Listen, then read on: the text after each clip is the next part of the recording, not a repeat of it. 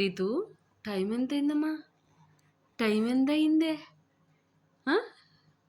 Time ఎంత అయింది రీతు? 12 అయింది కదమ్మా. అర్ధరాత్రులు కూర్చోడాలు, పాకటాలు.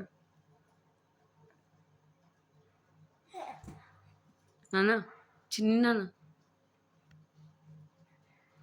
పండమ్మా, భలే కూర్చున్నావురా, భలే కూర్చున్నావు రీతమ్మా, భలే బ్యాలెన్స్ చేసుకుంటున్నావు తల్లి.